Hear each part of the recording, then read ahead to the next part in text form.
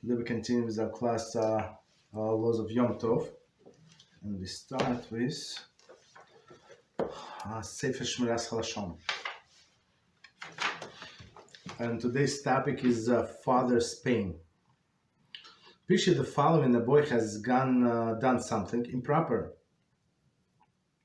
One of the boy's companion announces to the crowd that the boy has done. Present at this announcement, the boy's father, who understandably is quite upset.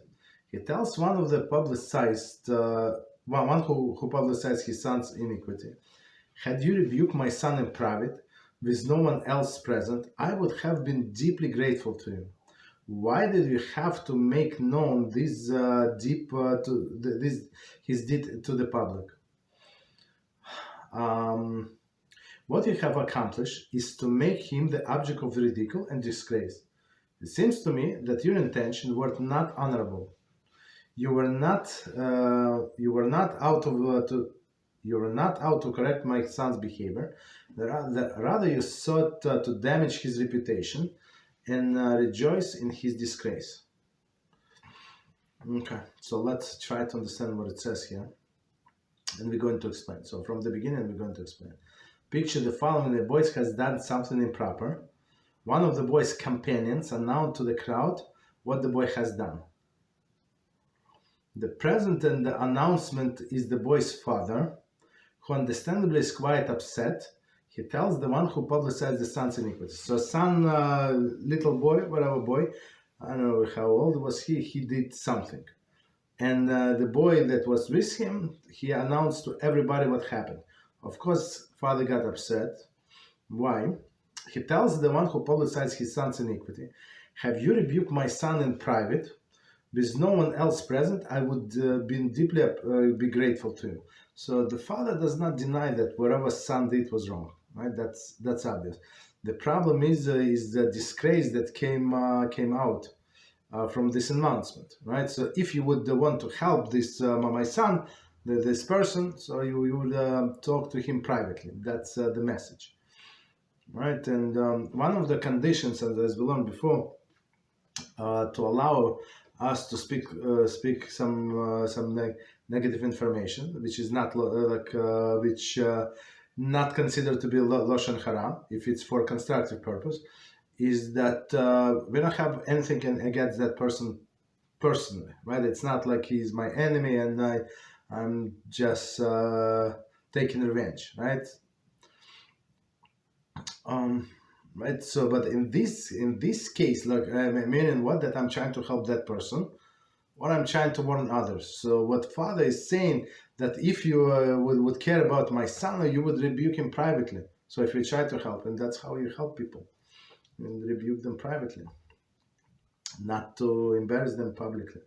Why do they have to make him known his deeds to the public? What you have accomplished is to make the object of the ridicule and disgrace. So is boy going to change? Maybe yes, maybe no. But everybody is going to make ridicule, right? He's going to be object of the ridicule, for sure. It seems to me that your intention were not noble. So meaning that that's your intention to begin with, to humiliate that boy. And same not only in this situation, but with all of the situation. When we allow to speak Lashon Hara, right?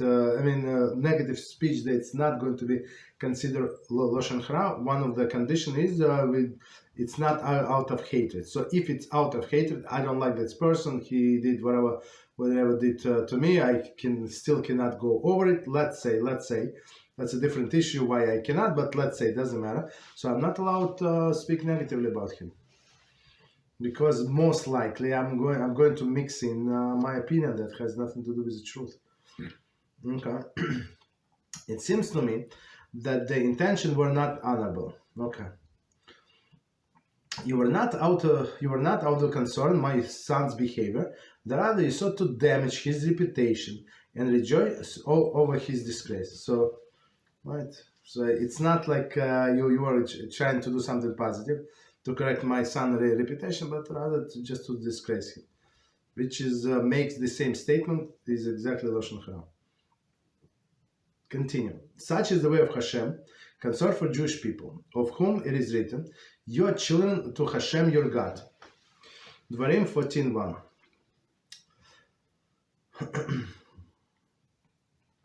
Dvarim 14:1. HaShem, as it were, rejoices at our joys, and is pained at our suffering. When the Jew rebukes his fellow in public, in the presence of the Father in heaven, whose glory fills the earth, can he, meaning HaShem, take any pleasure from this? One could be forever cognizant of Rambam's statement. The one who is recorded, that one is required to be concerned about other Jewish possession and honor as he is for his own. Is Hilchas Avelus 14:1. Very interesting. Hilchas Avel, it meaning the laws of the mourner. Okay. So let's see from the beginning, and we're going to explain. Such is the way of HaShem concerning Jewish people, right? Of whom it is written, "You are children of HaShem, your God." So it's very, very important verse. Okay. HaShem, as it were, rejoices at our joys and pain as our suffering, as the father would rejoice at the joy of a child, same as HaShem, the Havdil, but he rejoices our joy, and suffering is out suffering, especially in this case embarrassment. When a Jew rebukes his fellow in public, in the presence of his Father in heaven, and HaShem is everywhere, right? Whose glory fills the earth, he, meaning HaShem, can he take any pleasure from this? Right? HaShem is suffering. Right, and what Rambam said one more time, one is required to be concerned about other Jews' possession, right, and his honor as he for his own, right. So not only possession, so meaning, right, we try to preserve other people possession that's connected to the laws of returning the lost property, right, and some other things, right. From this laws of returning lost property, we derive actually many things. Even one of the connections they say they derive about from this law is somebody who is sick, right? And we try to help him, to restore his health, right? Whether with his money or otherwise, so that's actually obligation to return something to another Jew what is lost, meaning his health. Okay, let's stop here. Any questions on what we said?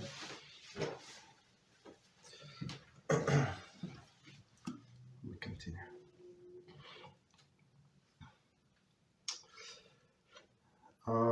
Okay, so we continue with laws of Yom Tov, and then chapter 15. It's very interesting chapter of transporting. So let me see what is this section about. One second.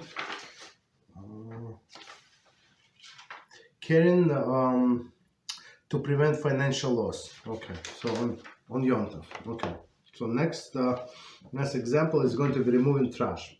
It is permitted to remove trash from one's home to alleviate the discomfort or inconvenience that its presence creates.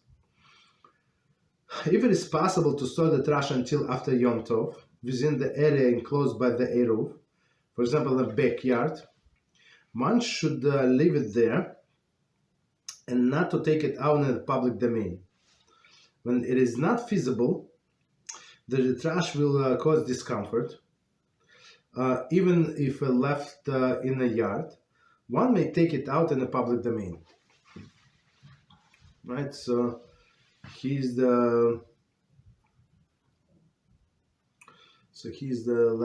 let's try to understand. So we have a trash and it starts smelling bad. So what we do, we just wrap it in another bag, and that's it. So if you know that these fish bones or something are going to smell, some other food, some leftovers, so you just put it in a separate bag. wrap it like close, and then put it in the garbage, and it's never going to smell. Okay, that's what we do. Of course, you don't tie knots, just have, right, put it in a Ziploc or something, like it all works. But if people did not do that and it's hot, let's say it starts smelling, so technically, so we're not allowed to do a permanent knot, but one knot you can do. So I would say, like, you can even if like you can keep it in the house, just do one back in make one knot right on the back, right, if it's regular back, and then put inside of the another back, and it's not going to smell, right? But if people need to move it out, if there is no Eruv, backyard, again, I'm not sure about the backyards, because there are squirrels, there are birds, there are cats, whatever this. Other animals are going to come and going to rip the back. Also not a good idea. Okay. Also not a good idea. So, but if he has no choice, no backyard, no this solution feasible, so you can take it in public domain. Okay. So continue. Public domain meaning if you have like cans outside. Right, so it's if it's a public domain or not public domain, that's a different story. It could be harmless. Okay, so continue. When the local sanitation schedule call for trash to be collected on Yom Tov, it's generally forbidden to move garbage bins from one's property to the street for collection, since having them emptied provided no benefit for Yom Tov itself. This would be permitted, however, in the case where it's necessary to create room in them for additional trash that will be generated that day, or they are overflowing to the extent that their mere presence on one's property is a source of discomfort. In a normal circumstance, it is advisable to move the bins to the street before Yom Tov. When additional trash is generated on Yom Tov and cannot be left in one's domain, one will be permitted to carry out to the bins. Okay. So let's read this line by line, because it's a lot of information, different situations. Okay, so let's see. When the local sanitation schedule call for trash to be collected on Yom Tov, and it was, I think this year, I think it was there a few times, if I remember correctly. Maybe it was on Pesach or something. So it was Shabbos and another day, I think, right? So our collection on Shabbos morning. So usually we take these bins by the curb Friday, right? Friday afternoon, and then at the end of the Shabbos I take them back. But like I think that this year a few times, so they actually they collected on Shabbos, right, itself. So there's no problem, but I could not bring the bin back, because technically we don't have so much garbage that we need this bin. Maybe if you have like big gathering, like 20 people, yeah, you would probably need this bin. But otherwise, if you don't, so there you would not be allowed. Very interesting. So I mean, we left it there for a few days. There is no problem. Some people, they go to vacation, or they do not, just lazy, do not care. So sometimes bins stay there for 2 days and 3 days and even more. I mean, nobody cares. So that's the solution. So one more time. When the local sanitation schedule called trash collected on Yom Tov, but on Yom Tov, so like it was also second day is Wednesday. We have one Yom Tov was on Wednesday. No, I don't remember. What was it? No. Oh, okay. So it was on Shabbos. It was something like so we would need to take it out in the middle of the Yom Tov. I don't remember exactly what day of the week was it. So we just did not. We skipped one collection. No problem. I mean, we survived. Right? Generally forbidden to move garbage bins from one's property to street for collection. Generally, right? if you don't have any specific needs. So even the Yom Tov 2 days, if you're not going to have a full bin, like if you would not need this bin for today, so there is no permission. So we're not allowed to prepare the room for the next day. Okay. Okay. So one more time. It is generally forbidden to move garbage bins from one's property to the street for collection, since having them emptied provided no benefit for Yom Tov itself. Okay. This would be permitted, however, in a case where it is necessary to create room for them in additional trash. Okay, so if you need the room for additional trash, that's for that specific day, yeah, it would be allowed. Or they're overflowing to the extent that the mere presence on one's property is a source of discomfort or embarrassment.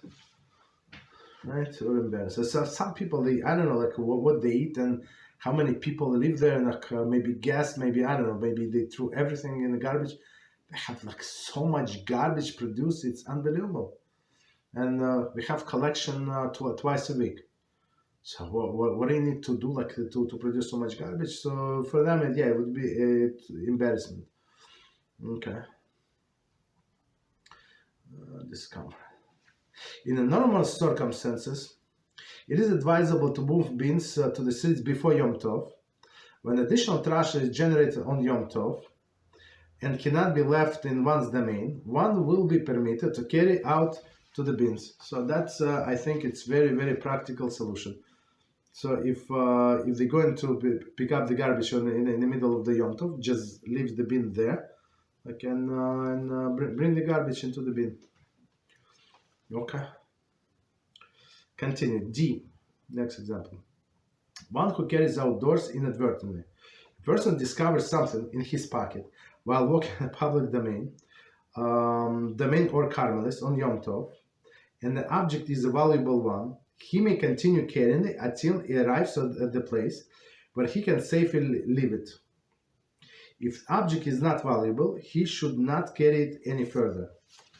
So as we said before, it's proper, absolutely proper and advisable to have separate clothing for Shabbos and Yom Tov. And I would say, like, if a person have a tendency to put things in pockets, women usually don't have pockets, right? But men have a lot of pockets. So just sew them shut. That's it. In the pants, so you would not put anything in the pants. That's it. Very simple. And same as the jacket. I mean, what exactly do you need? So if there is no Eruv, so you have the same suit or something for Shabbos and Yom Tov. Of course, it's preferable for Yom Tov have separate, but let's say you have only one suit.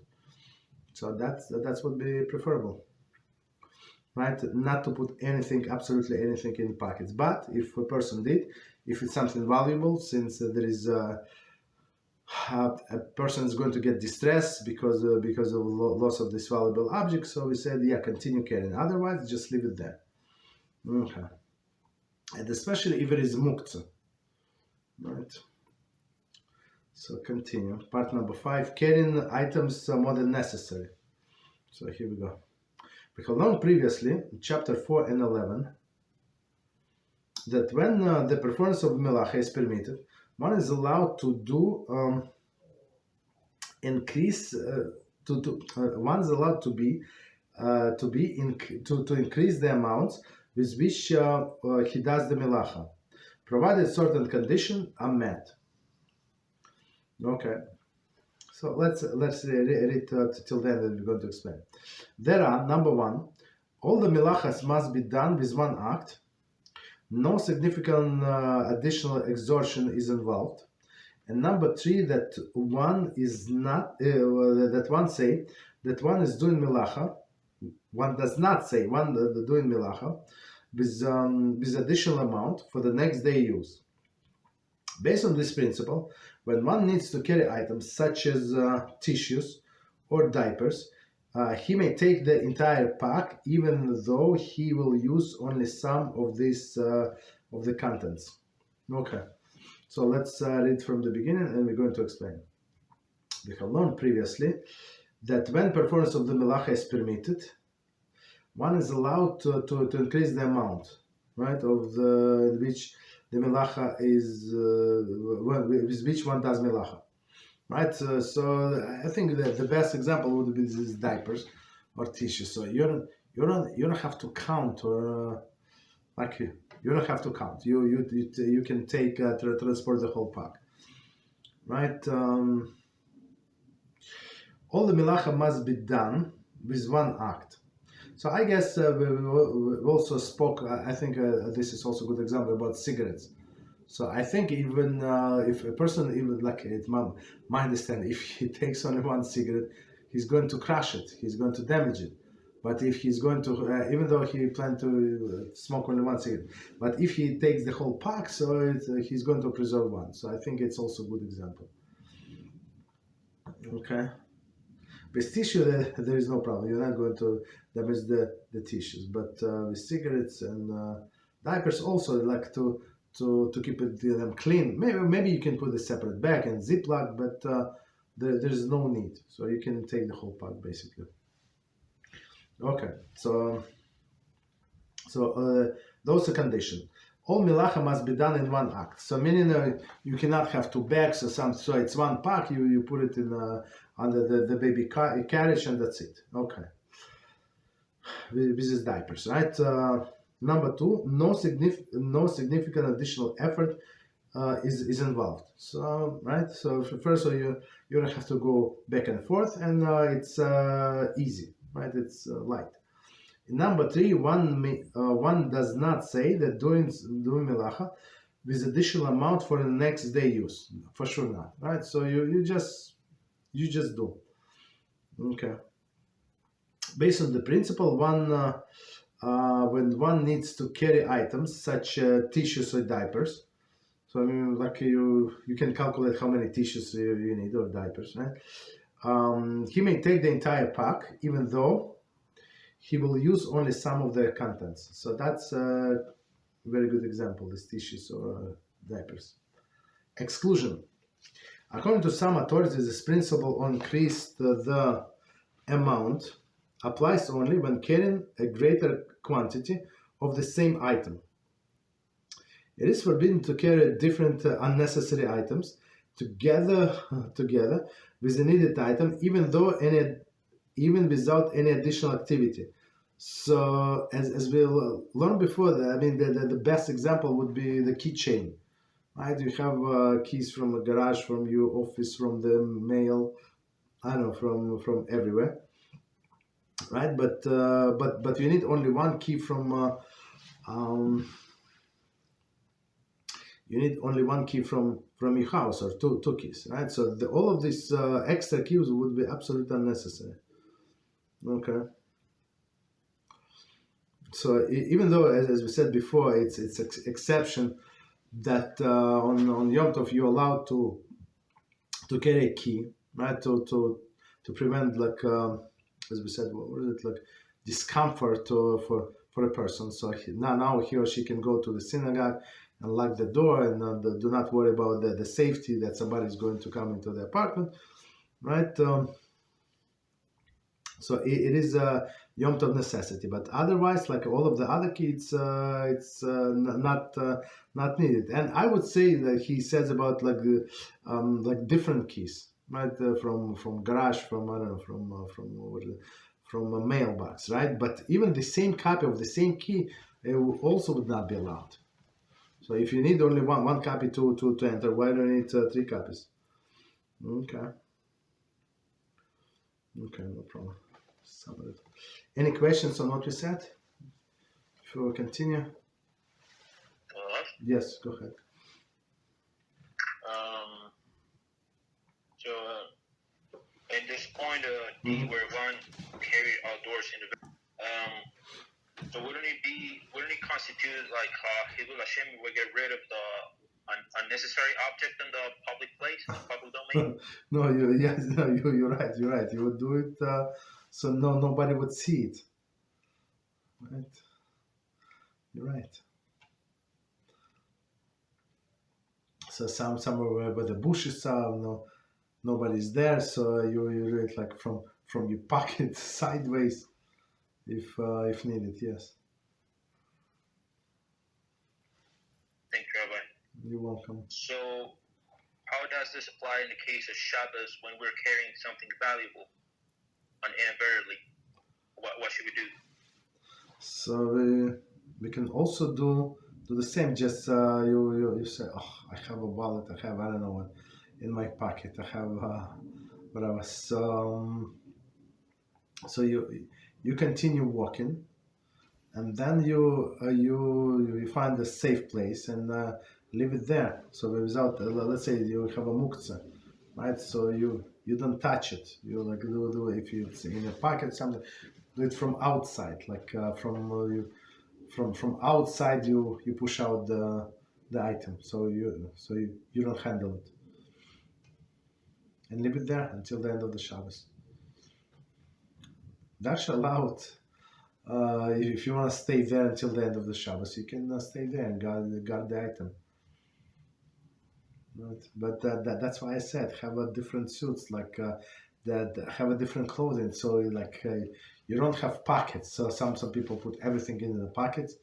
Like if you close them shut, sew them shut. That's it. I would like to put some, but I don't have pockets. So for example, in many women's outfits, there are no pockets at all, unless there's some sporty, right? No pockets. That's it. So very, very simple. Right.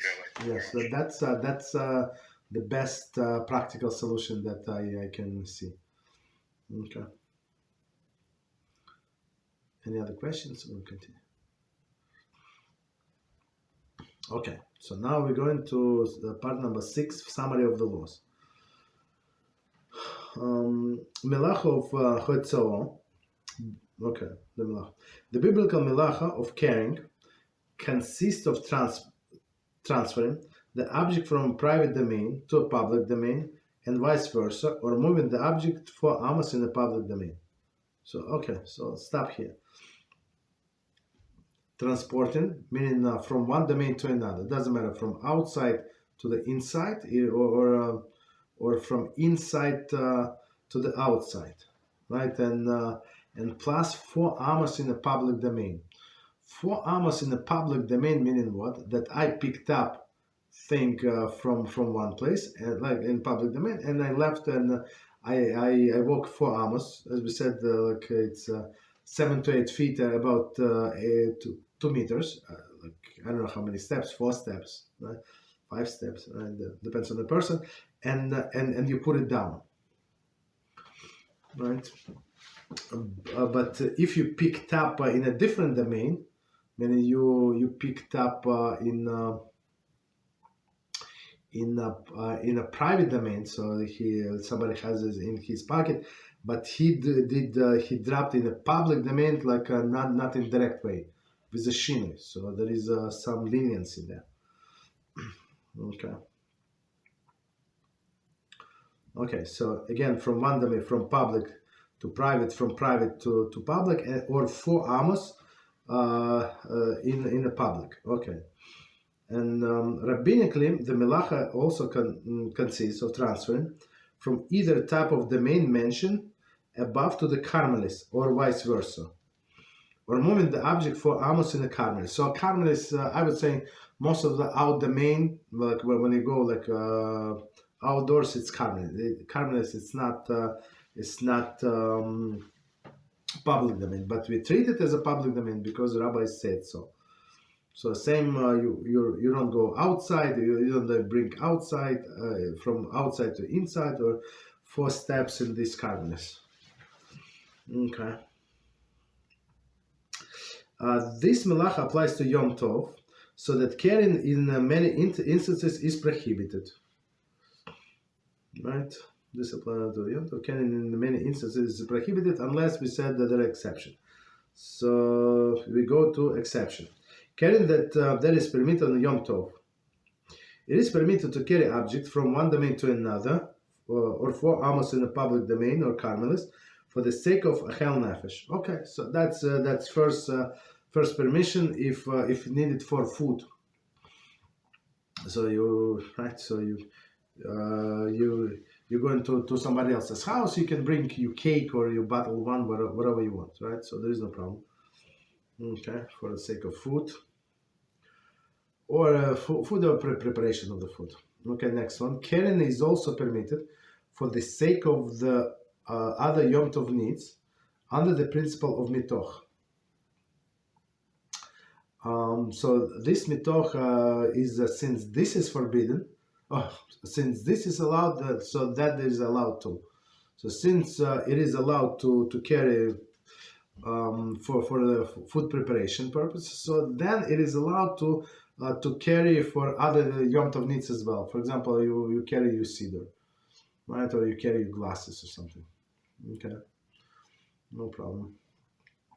Next one, even something that could have been brought to the destination before the Yom Tov may be carried on Yom Tov. Okay, so that's a big leniency as we saw with regarding preparation of the food. Right, we got preparation of the food. We said according to one opinion, right, at least with the two Chachamim, they said if you could have done it before Yom Tov, you should not do it on Yom Tov. Okay.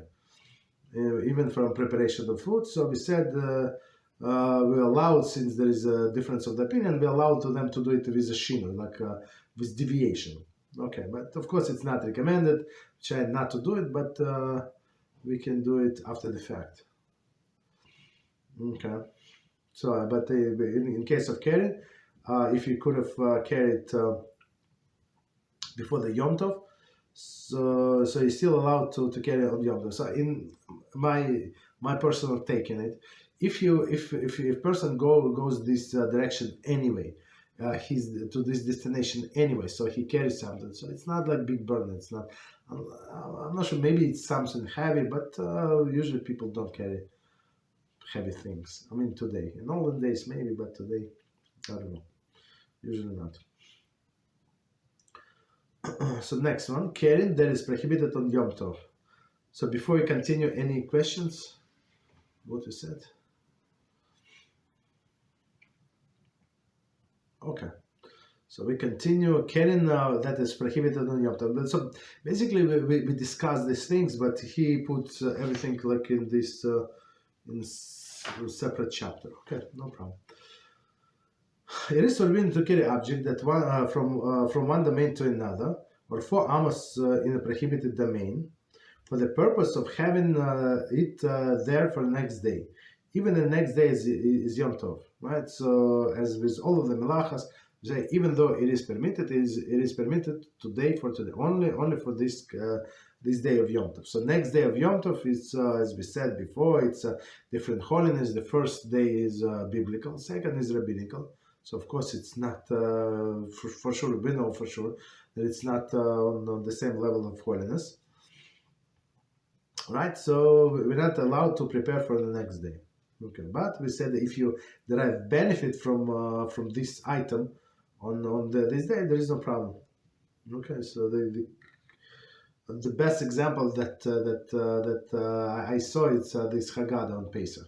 So you went to someone, right, for a Pesach night, and then you coming back. So and you took your Haggadah back, but that's it, right? You would not need this Haggadah until after the nightfall and for a second day. But since if you're going to read something that Pesach laws, or you use it as a bencher or for a kiddush on the day, right? If you're not going to use cedar, I like to use cedar, but okay.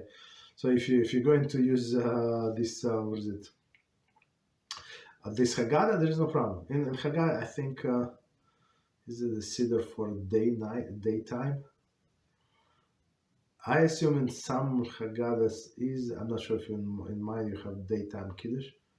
I think so. I don't remember, but I think so. But I prefer to use cedar. But that's only me. Right. So if person is going to use it during the same day, there is no problem whatsoever.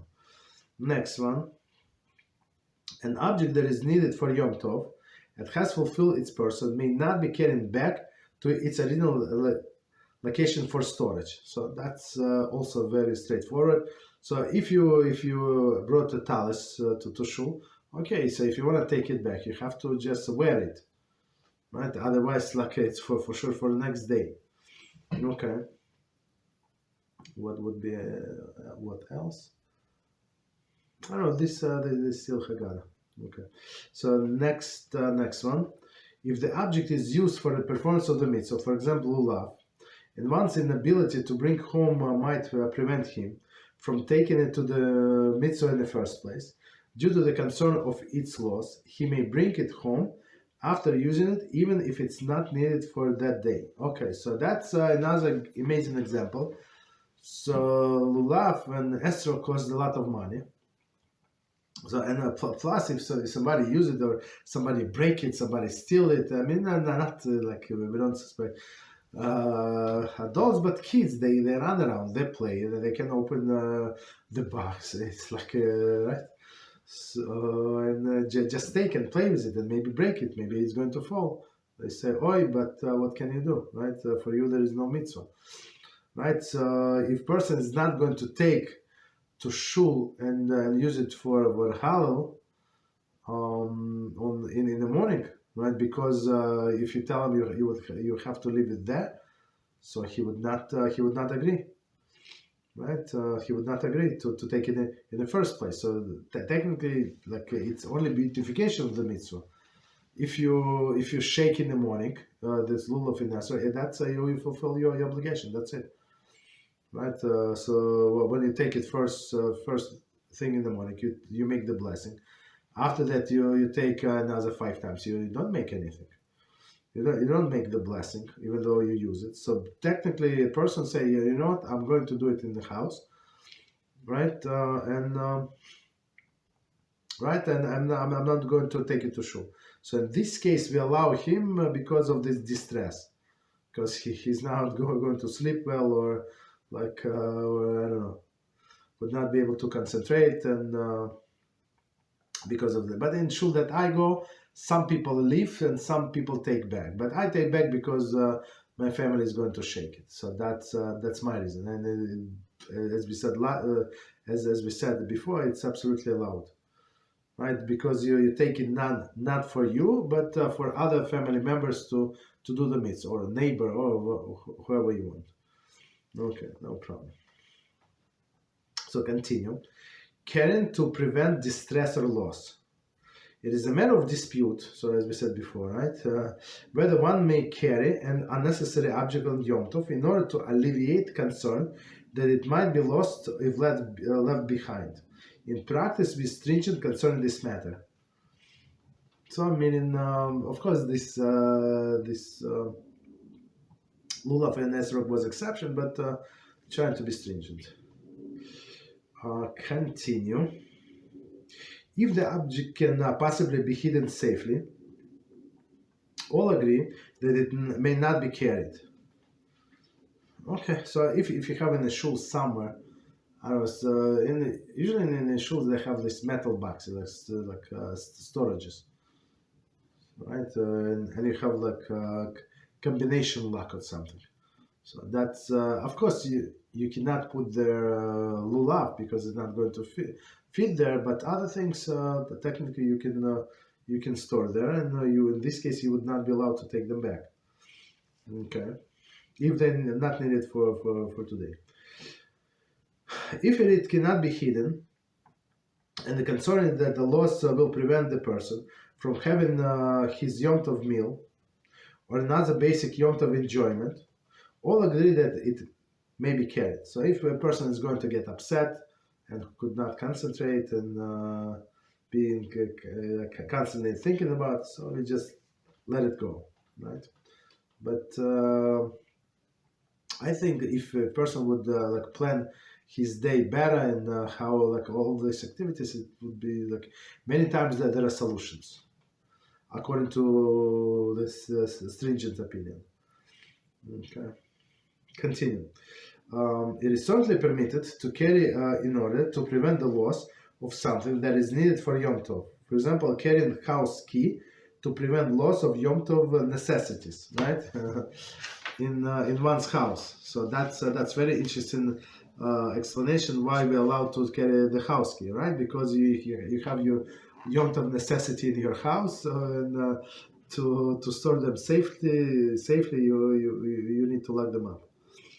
However, if the loss can be averted in another way, for example, the house has a combination lock, his carrying is forbidden. So meaning if you have a second lock and it's combination lock, so maybe it's not as safe as other key locks. So please use this combination lock. Okay. So we continue. Next one, it is permitted to remove trash from one's home on Yom Tov to alleviate the discomfort. As we said, if it smells or overflowing, okay. When necessary, the trash may be taken to a bin that is in public domain, as we said before. We try not to, but if there is no other way, you can do it. Okay. It is forbidden to carry trash bin out to the street on Yom Tov for a sanitation pickup, right? Unless there is specific need to have the bin emptied that day. So, but if you just remove this bag, right, and you just put a new bag into your garbage pail, so it is empty. So for sure you would not need it for today. So it would not be allowed to take these bins out to the street. Okay. The bin should be taken out to the street before the Yom Tov. As he said before, just leave it there. So of course they when I leave, they send everybody the postcard. I just think like how much money they spend to send to every resident like a postcard. It's millions and millions of dollars. I don't know, what a waste of money. So and in this postcard they say that you're not allowed to take out garbage like before 6 p.m. or something. Well, because of the rats. Rats comes like ridiculous things. Like rats, they if they come at 4 p.m. and see there is no garbage, they don't go back. It's like ridiculous. It's ridiculous. So usually when we take the garbage out at night, and they pick up, and sometimes in the middle of the night, sometimes in the morning, early in the morning. But for sure not the evening. For sure not. So I'm not sure what this how much it costs them to calculate these 2 hours. That if you put like 2 hours later, it's going to help this rats situation, and how much money they paid for these postcards. And it's not like standard postcard, the big one. I don't know, just to mail them, but plus to print them. I don't know, design. That's ridiculous. Okay, so rats would go home hungry because of these 2 hours. Okay. So continue. Carrying more than necessary. When carrying necessary item on Yom Tov, it is permitted to increase the amount that one carries, provided no additional melacha or extra effort involved, and one does not publicize one intent. As we said, the box of tissue or diapers. Okay. However, this is allowed only carrying the additional quantity of the same item, right? For example, extra diapers, but not additional different items. For example, various keys on a ring. That's what we discussed. Okay. Any questions on what we said? Okay. So we go then into practical applications. Watches. It is permitted to wear or carry any type of watch on Yom Tov because knowing time is considered a Yom Tov need. Very straightforward, right? So you can carry in your pocket this pocket watch or something. I don't know. So continue. B. Mitzvah-related items. It is permitted on Yom Tov to carry any item that is needed in order to fulfill a mitzvah, such as shofar, lulav, or a Sefer. Okay. However, after the mitzvah has been done, one may not carry the item home unless it is in unsecure location.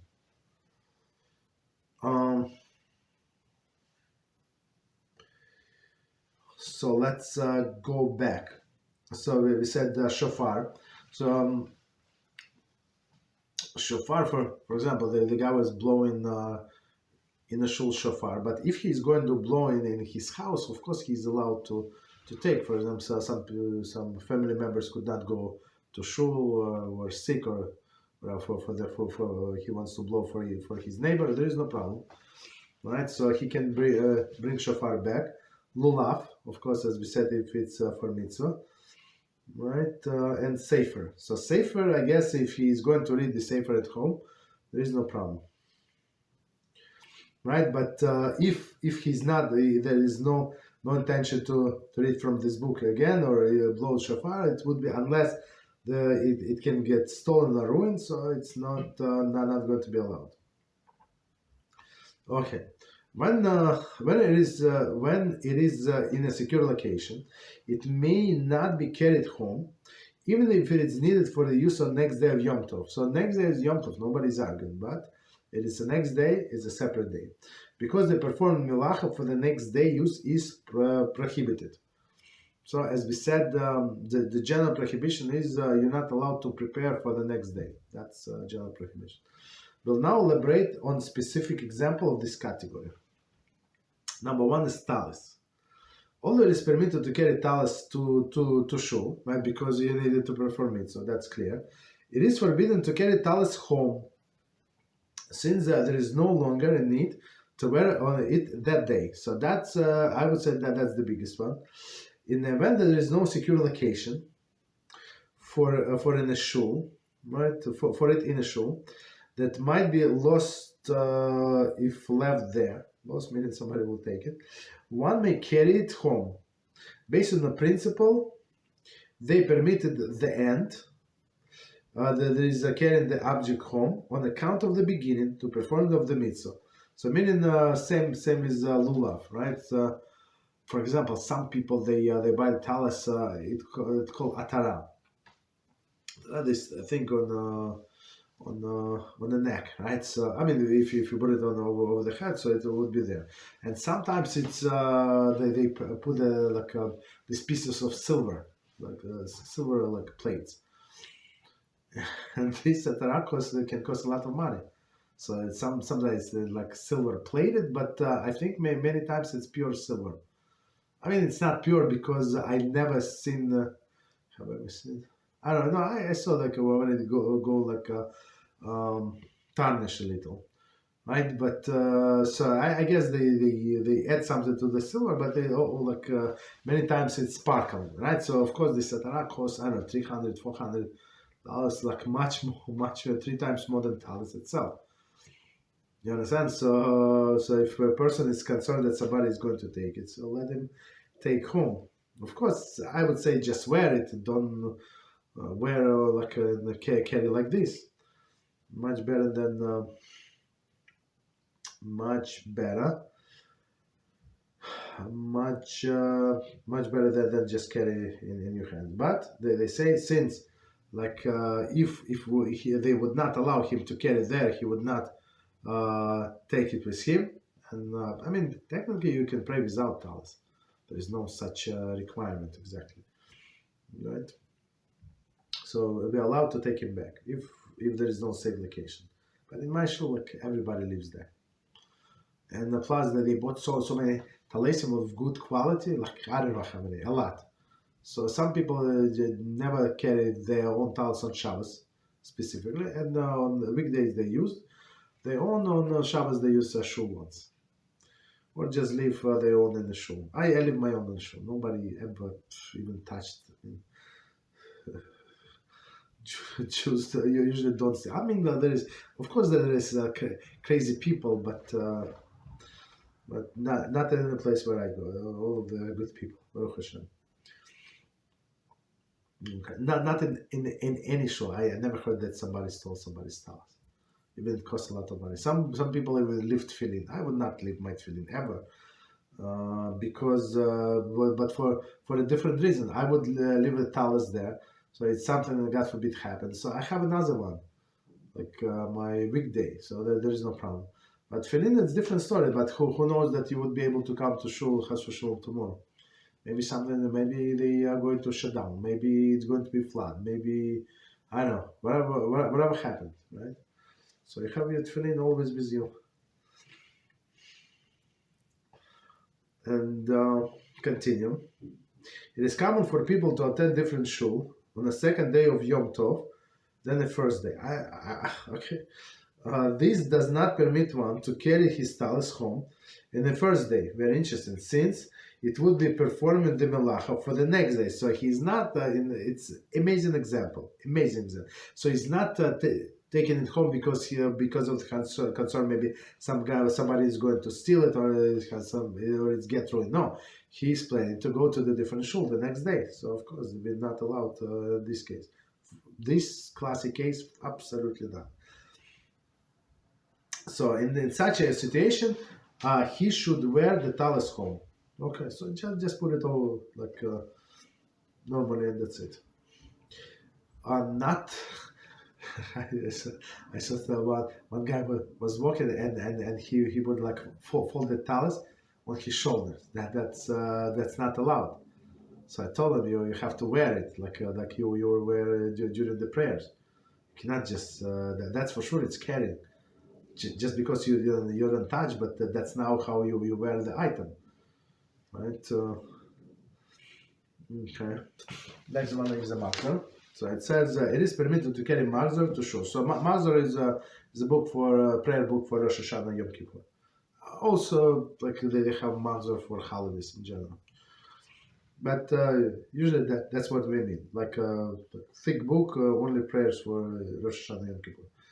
It is permitted to carry Machzor to shul. As for the carrying it home, the halacha varies dependent upon specific circumstances. So to shul for sure, because you need it in the shul. But back, as I said, if you're going to use it at home, to recite the kiddush, to do birchas hamazon, Rosh Hashanah, of course, there are other laws, and even on Yom Kippur, right? There is in the back section. Back of the Machzor, I think in all of them, I did not see many, but in all of that I saw, there's a big section actually of Tehillim that we say on Yom Kippur. There is like halachas, there is special section for sacrifices, so if you have extra time, and so you can use it for various reasons, even not during the prayer. So let's see. The halacha varies depending upon the specific circumstances. A. The Machzor is needed for that day used home, for example, to recite Kiddush, right, or for family members to daven from. It may be carried home, right? So that's another wonderful example. Somebody could not attend the synagogue, and you have only one Machzor. Okay, that's possible, right? So one person asked me what siddur to buy, and I told him what siddur to buy. So I said buy 2 or 3.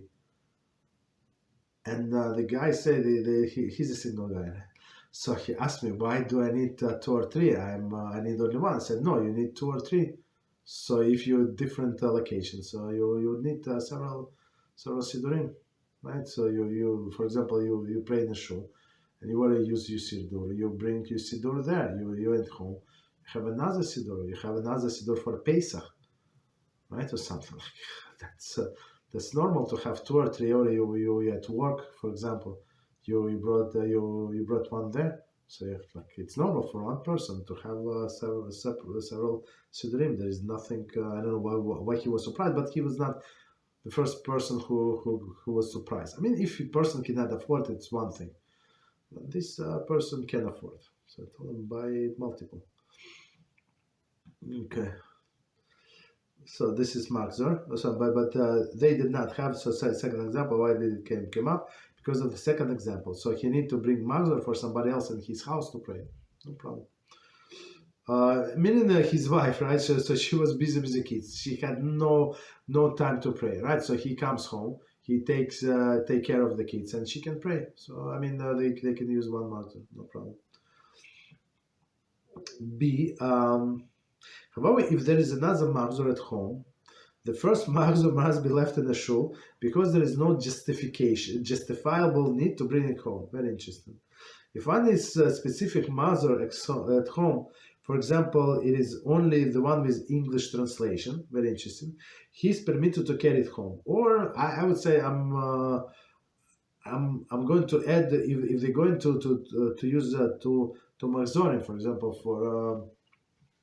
for benching, right? In this for saying Birchas Hamazon. So in the Machzor is a version of Birchas Hamazon with all of the additions. So I mean, if you read from there, you cannot miss. In the regular one, in the Sidur, you have to see what additions we have to add. It's a Shabbos and Yom Tov, or only Yom Tov, like all of these things.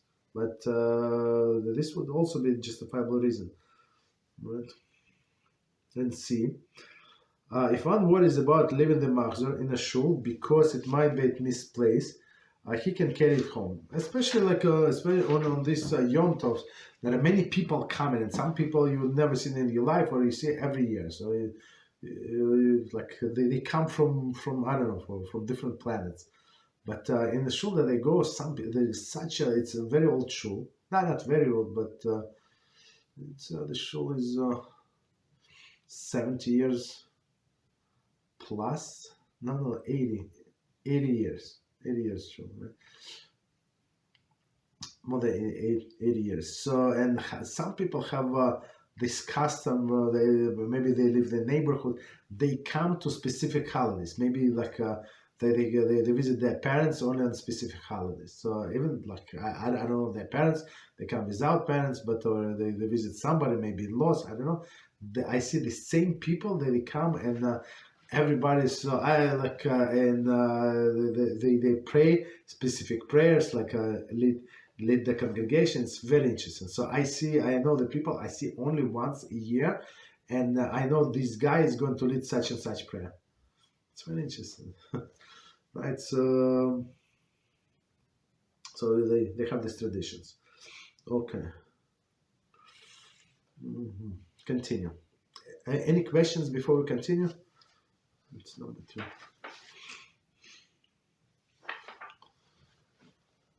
Okay, no problem. So we continue. Number 3, carrying Machzor for Tashlich. That's a big one, right? It is customary to recite Tashlich on the Rosh Hashanah beside the body of water. So if you live next to the water, there is special prayer Tashlich when we try to get rid of the sins. Okay, there is special prayer. It is permitted, of course, to carry Machzor there for this purpose, right? Because like if you live very far from the water, I mean when it has life there, like fish or something. Preferably fish. Right? It is customary to recite Tashlich on Rosh Hashanah. Usually we do it on the first day. I think this year, if I remember correctly, the first year was actually coinciding with Shabbos, so we did on second day Rosh Hashanah. Proper is on the first day, but if you live next to the water, if you live far from the water, of course you're going to drive there like after the holidays. Usually people do it before Yom Kippur, so you have all the days, or even after Yom Kippur. Some do. It is permitted, of course, to carry Machzor there for this purpose. However, Tashlich is normally recited later in the day, after Mincha, right? That's a proper time. And afterwards, the Machzor is no longer needed until nightfall. So it's very interesting in a place where I go, since I live closer to the water than the rest of the shul. So they live like on another side. So for me, that's why they have a mincha together with Marif, like usual. But shul next to me, they're closer to the water. So first they pray mincha, and after mincha, the whole shul together, they go to Tashlich. It's very interesting, the whole shul. Not with kids, with everybody. But in a place that I pray right now, so the mincha is late, so I always pray. I do Tashlich before mincha. It's very interesting. So for sure, I would need this siddur. Okay, so however, Tashlich is normally recited late in the day after Mincha. That's the proper time, of course. And afterwards, the Machzor is no longer needed until the nightfall. Nevertheless, one may carry the Machzor home because since leaving it behind may result of disrespect to the Sefer. I mean, where exactly you're going to live? On the street, right? Of Sefer, we apply the principle. They permitted the end according to the beginning, right? Again, so we are permitted to carry there. So if they would not allow me to carry there and leave my siddur there, on Machzor, I would not go to begin with. I said siddur because this prayer in the siddur as well. Continue. Next one is Seforim. Let me check what time it is.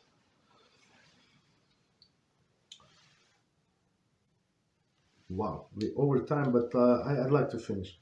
Sorry. Okay, so Seforim. Seforim that were used outside the home may be carried back home. So they have like private house, maybe they learned on the backyard, right? Possible. Or front yard, carry home if they will be used there. If there is another copy of the Sefer at home, one may not carry it unless there is a need for the specific copy. But if it's going to get ruined, the animals and maybe the dew over the night, so it's going to ruin. Not good. It is common for a guest to bring their own Haggadahs to the Pesach Seder. It is permissible to carry them back home only in the following situation. Yeah, as we said, that's a good example. They bring you Haggadahs, but are they allowed to take it back, right? Because for sure they would not need it next day. But, okay, so here's the exception. The Haggadah contains commentaries from which someone will be learning during the day following the Seder. Okay, so tomorrow was right, next one, second permission. The Haggadah is needed to recite Birchas Hamazon after the meal of that day. That's I think that's the most common, right? Because there is not enough Haggadahs or Sidurims available, or I would say in the Sidurs. In the Sidur is not, or even you have a bencher, so it's not as convenient as Haggadah, because you have all the additions there. You don't have to think about it. Okay. So number 5. So if you're a guest and you brought your Haggadah, so you have to plan that you're going to bench the next day or read Kiddush from this Haggadah. Okay. Or the Machzor. No, Haggadah. Continue. Baby carriages. Carrying a child or pushing the carriage is permitted on Yom Tov. So on Shabbos, not so much. I mean, there are exceptions, but different story.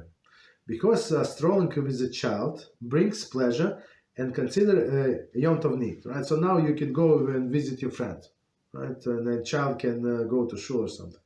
Or, right, so visit somebody. Likewise, it is permitted to bring anything that the child may possibly require, such as pacifier, blanket, or diapers. Maybe you're going to need it, maybe not. It does not make any difference. If there is any like a possible need, so you can take all of the things. So that's mitoch. So this is allowed, so the rest is also allowed. Any unused diapers may be carried home if there is a possibility that they will be used that day. For example, before the nightfall. Okay, so that's very good clause, right?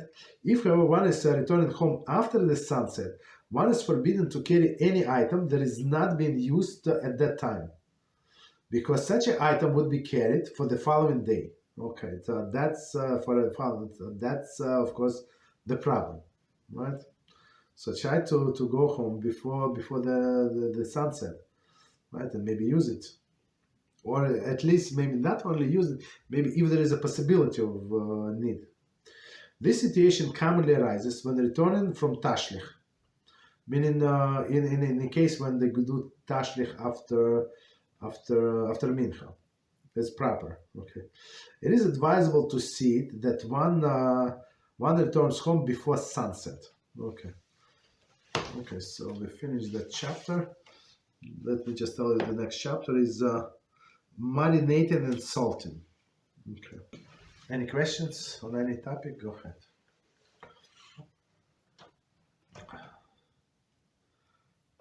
Yes, go ahead, please. So maybe carry back home the Machzor, I guess, in case the one that we have home is like not in good shape. For example, the cover's kind of detached or something like that. We're allowed to. I mean, if you say that it's for honor of the Yom Tov and you put that Machzor aside, I have to fix it, I have to bury it and something, yeah, it would be allowed. So technically for you, it's only one, this one, and that one is like almost not existent. So if you want to create this possibility, yes, you can.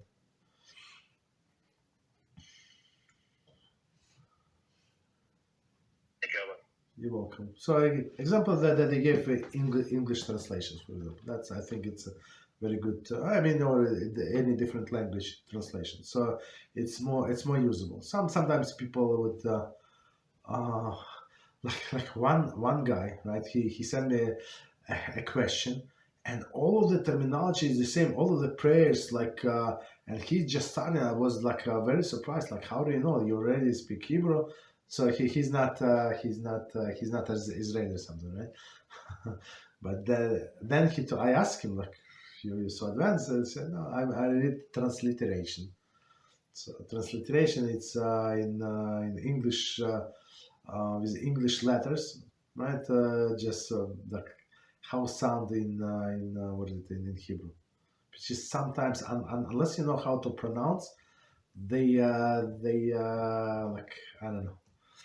For me, it is unreadable. Like when sometimes they spell in English, so I cannot even pronounce because I know that's not correct pronounce. So I always look in the Hebrew how they pronounce, because they twist the sounds. What can you do? Yeah. Okay, go ahead. What else? Thank you, Rabbi. You're welcome. Okay, so questions on the board. Mm-hmm. First one says, yes. Mm-hmm. On Shabbos, if the child refuses to walk in public domain, what should one do? So that's first of all, most likely it's not public; it's Carmelis. So that's already a little discount or a big discount. So there is such a concept that person carries himself. And so basically, what does it mean? That it's not the same when you carry a person and you carry just a sack of potatoes. So meaning that when you carry a person, the person helps to be carried in some way. So technically, of course, you're trying to talk to this child and pursue them or him or her to walk, right? But if possible, so if you have two parents, just to take two hands and let him or her just walk a little. So it's going to be like a support of the parents, but the child is going to walk. But if nothing works, you're allowed to carry it, to carry the child. But it's a last resort. Of course, you have to calculate the strength of the child. If you know that he cannot or she cannot walk so fast, so far, and it's time for the nap, right? So I mean, he or she got used to the nap at this time, and you're returning from the gas. I mean, that's just ridiculous. That's your fault 100%. Understand? So. But in case of the need, if he could walk, but he or she refuses, that would be the leniency that would allow it. Okay, Thank you, Rabbi. you're welcome. Next question from Rav on Shabbos. If the gate is open, does the yard count as private domain? No, the yard. So you have there's the fence and your yard. That's what it means. That's Well, I would assume, but our friend so. didn't mention anything. Okay, so I guess let's. Yes, our friend says yes. Okay, yeah. So it's private domain. So if it's surrounded by fence, and fence does not have to be like fence as Ben descent fence. It could be bushes or something. So anything above 10 tefachim. Tefach is a feast.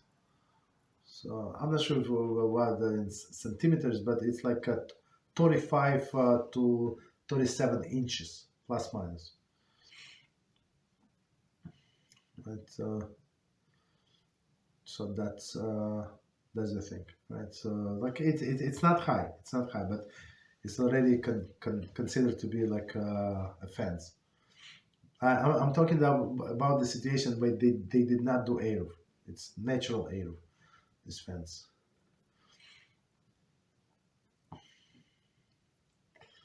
Okay, what else? Thank you, Rabbi. You're welcome.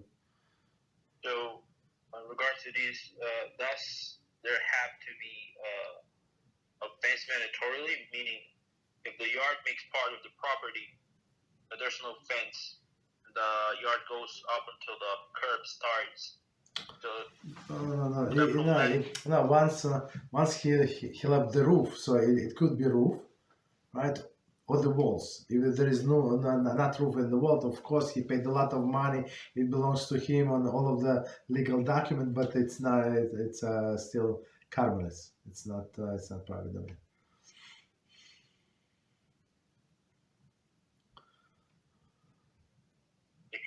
You're welcome. So I know some people who live in different places, and they bought houses, and they just have they complain that they have deers come and eat from their garden. So my wife told them, just put the fence. What is the problem? They say, like, of course, like it's very far from the city, and they said, you know how much fence is going to cost us? It's going to cost a fortune.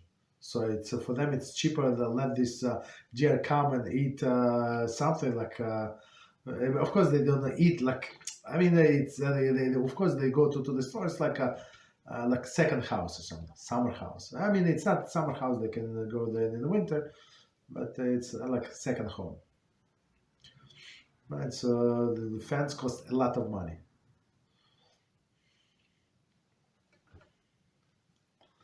Okay. You're welcome. So up until the moment we put a fence over the yard that is part of the property, we would only be allowed to walk for a month within this place with an item. Or... One second. You said with a fence, correct? No, without the fence. Yes, yeah. I mean, you cannot carry in and out. Walk you can. The only problem, okay, so let's go a step back. The only problem is carrying, but you can walk if it's the same town, the same city. You can walk until the end of the city. So it could be in my case until from where I live till the end of the city. It could be 5 hours, 7 hours walk. Right, and still you're not going to Michal Shabbos.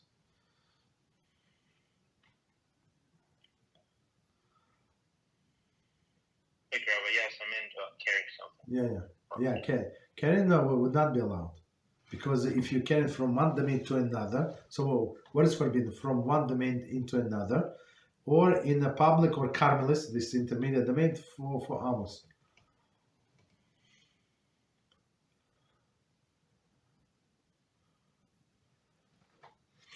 Thank you, Rabbi. Okay, you're welcome. What else? Okay, so next question. Question about Allah's brachas. If I made a bracha with sole intention of drinking the tea in front of me, and after I drink half of the tea, I add some honey into it, do I need to make a new bracha? What if instead of tea, I add honey into my water? No, the honey is not covered. So usually, I don't know. Okay, so let's look at all of the possibilities. Usually, we don't make such intention, right? So it's proper. We're going to return to the case in hand soon, but it's proper when you make a blessing, you say I'm thirsty and I'm going to drink. So right now I make the blessing on the tea, but it covers everything that I'm going to drink. Right? Sometimes you wanna like it's too hot, you wanna add cold water, for example. It's too cold, so I was for example me, I was drinking the tea, and it was it like got cold, so I had hot water, so I added a little hot water to make it warmer, right? So, but since I did not have any intention to drink only this cup or half a cup, one third of the cup, no, I haven't the intention just to drink. So it's proper to have such intention. Then this honey is also liquid, so of course it's covered. It goes under the same blessing, so it would be proper. But if person said, for example, the examples would be right. I don't know, like what would be person. I'm just making up an example, right? So a person has like diabetes or something, right? So they should not eat honey, or this is for I don't know, high sugar, like the diabetes, or for a blood pressure. This is not whatever. It's not good. So a person say, yeah, I'm going to drink only these 3/4 of the cup, and that's it. So only this cup, and so if a person had this intention, yeah, absolutely, everything else is not covered. Or somebody on a diet, right? So even the things were in front of him, right? And they said, no, I'm going to eat this small piece of chicken leg, a few spaghettis, and a piece of tomato and a cucumber. That's it. Because I'm on a diet, I'm this and that, and then the person decided, you know what, today is a good day. Maybe I'm going to the diet starting tomorrow, but but today I'm going to continue it, and so all other foods is not covered. Right? He would need to make another blessing. But if she would eat like normal meal, and they decided to eat some extra food. So usually, if it's the same type of food, or usually a person goes to the refrigerator 7 times after starting the meal, that all of the food is covered. Usually, unless it's something like unusual when person does not eat. Like I don't know what would be, but. Then that the food is not covered. But it's similar food. I ate one tomato, and right, and I want another, so there is no problem. It's all covered. Okay.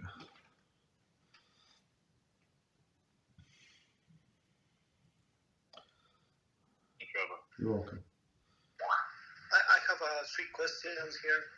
Okay, go ahead.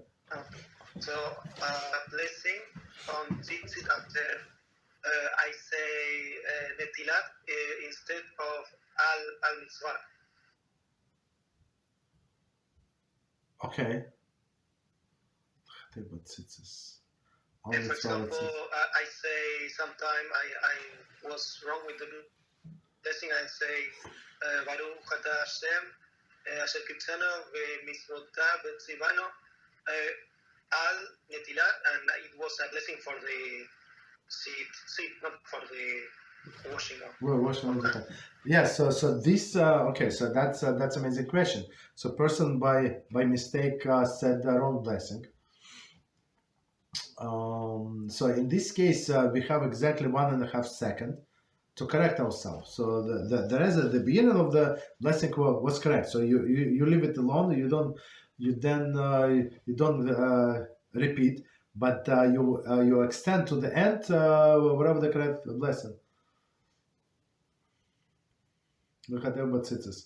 And in this case, there is no problem. But if person did not say it in the next 1.5 seconds and realized 5 seconds later, so he must repeat the blessing. So that was an invalid blessing. It did not work. And we say Baruch Shem Kevod. Yes. I apologize. Yes. So we say Baruch Shem Kevod Malchus Olam Va'ed, meaning that with that useless blessing, we brought the Hashem's name down, like you utter in vain. So now he said, no, that's not what I mean. May his name be blessed forever and ever. So that's what I mean. I apologize, I made a mistake, but that's, yeah. And then you say correct blessing from the beginning, correct, yes. And the next is it allowed to use the water heater on Shabbos if the regulator is deactivated and the water is only hot due to the pilot flame. Okay, so the problem. The problem is with the water heater is so here's the situation. Step back, right? So we have a water heater, and we shut off the electricity or whatever. It's gas, electric. That doesn't matter. You shut off. It's not going to warm the water more, right? It's going to have the same temperature. The issue is not that it's going to warm this water. The problem is the new water. If I open the faucet, right, and I get some water from the water tank, so new fresh water is going to come from the street, into the system, and that water is going to cook, and that's the issue. The issue is cooking fresh water. But I heard in a meeting with our colleagues that the melacha of cooking is only when temperature of recoil is reached. But I didn't understand that part very well. No, it's Yatzel as well when your hand recoils. Yeah. So if you have some people have this water heaters on the roof. Israelis, right? Israel, or a place where it's hot, right? So if they shut off the water supply, there is no problem. They can use whatever they have in the tank. They can use that. There is no problem. But in our case, when you see you need something to push it in to your faucet. If it's on the top of your roof, it's gravity. That's not an issue. But for example, my water heater is in the basement, like a main basement. So in order for me to get I live on the second floor, right? To get on the second floor this water, so it must be pushed from the system. So new water. So I open the faucet, the water comes out, right? But new and the space is generated in the water heater, and the new water comes from the city supply. So that water is going to cook. Yeah, cook. And what is if it is because I studied the system I have here, and the water, the fresh water that's cold, it never enter into contact with water above the recoil point. It's always warm. It's never reaching that point of cooking. Okay, so I mean, it's usually in water here. It's the water is very hot. It's very hot, so it would reach this point first of all, and second of all, we have a prohibition. So that there is a difference between Ashkenazic and Sephardic approaches. So according to Ashkenazic view, so you're not allowed to warm liquids. Period. Doesn't matter to what temperature, if it is below Yatzel as well. According to Sephardic view, they would allow to warm liquids, but up to Yatzel as well. I think. Actually, maybe not. Maybe they would allow even above Yatzel as well. Maybe. Yeah, sorry, I was thinking in the Sephardic. Okay, so maybe they would allow, but Ashkenazi custom does not allow. so the next question is... That's actually one of the things. Somebody asked the difference between Ashkenazi and Sephardic customs. So Ashkenazi always, I don't know exception, but it's always stricter than Sephardic. Okay, go ahead, please. Go ahead. In the case, if it is allowed in Sephardic custom, yeah. But I now it's summer here in my location, and the pilot flame is enough to to heat the water over in 24 hours to the point of recoil. It's very hot in summer. And the pilot flame in that lap of time is enough to heat up the water up to that point. But if I left the sink leaking, the hot water, it's the next morning or the next day is going to be warm. It's not going to be hot. That would be allowed to use that water. Yes, so that's actually the case. So if somebody to open up the water and it's cooking, so according to Ashkenaz guy, it would be forbidden to close it. Why? Because it's our friend that says our friend says. So if as soon as you close it, the fresh water coming to the tanks is going to be cooked. You understand? So if you have this, for example, if you have this luxury to keep the water running, so yeah, you can do that. Or some people say that if you have main water heater for the whole building, you have 200 apartments. I'm just making up, right? Story, right? You have 200 apartments in the building or 100 apartments to the building, and there are only a few Jews, and you open this faucet with the hot water in a normal hour, right? Normal hour when people usually take a shower, brush their teeth, right? This thing. So it would be allowed because it's not.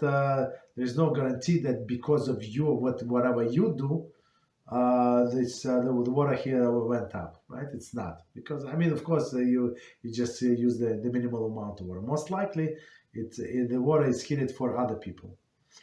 Okay, so look, it's leniency. Some people rely on this leniency.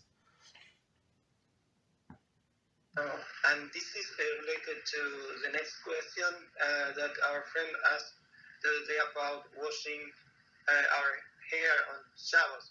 I heard in the past that Rabbi Mizrahi Shlita said that Ashkenazim don't wash because fear of squeezing.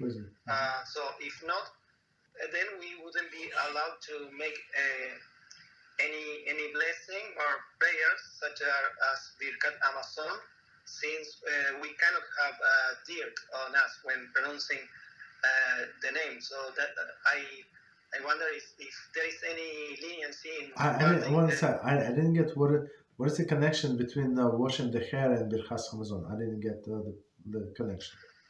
Because if we have the hair with dirt, and we shouldn't be allowed, I think, I'm not sure, we shouldn't be allowed to pronounce Adon in the blessing. If we have dirt on us, if we have dirt. There's dirt. I didn't get why would somebody have a person went to take a shower and then he would not be allowed to say Birchas Hamazon? Is it the story? Yes, it's because some long time ago, many months ago, somebody asked that if a mechanic with all stains of oil and all sorts of things is allowed to make blessing, the answer was it's not allowed to make blessings. It's very strange to me. Have to go back and check and ask what were the circumstance, because this dirt, this stain from oil, it's not filth. That's not what make a person impure, right? And I think sometimes if you cannot wash all the hands, there is no problem. It's not considered separation because it got absorbed in the skin actually. It's not the dirt that is forbidden. The forbidden dirt is like excrement or something. That's the thing is forbidden. But dirt like sweat. I mean, even if a person is sweaty, there is no problem whatsoever to say the blessing. Yeah, that would be a good example. What if if there is a body, we have a kind of a body that has sweat and that is like dirt for us. It's like uncomfortable. So what would be? There is no problem whatsoever. No problem whatsoever. I mean, if a person touches that body that is sweaty body part, of course we will need to wash our hands before they say blessing, because it is some kind of impurity from the body, right? So it says also just explained that the sweat from the body is actually poisonous, right? What sweat is not poison that comes from the face, right? From the head. All other like sweat, like it's very very poisonous. So but it's only it's only impurity if you touch it. If you don't touch it, there is no problem whatsoever. If somebody is for example, he smells very bad to himself, the smell is very offensive, or somebody else cannot stand the smell. That's a different story. Yeah, you would need to distance from that person or something. But otherwise, there is no problem with the sweat. No problem whatsoever. So there is no permission to wash in any form ourselves from Shabbos? There is no need. There is no need to wash. Yeah.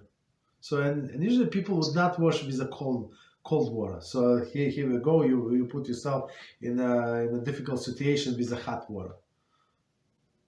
You understand? So for a baby, if you have prepare hot water, yeah, you can wash the baby because it's a need. But as we learned in we did not get to wash in this book, right? We did not. We're going to get like in the middle of the book. So and washing the hair is not common need, common daily need for most of the people in the world. That they don't wash their hair every day. Face, yes. Hands, yes. Feet, some people, yeah, they will wash feet, but not the hair. So another situation would be a very, very, very hot and humid place in the world that it produces, makes body to produce many impurities. So in that case, I understand that there is no permission to wash ourselves on Shabbos.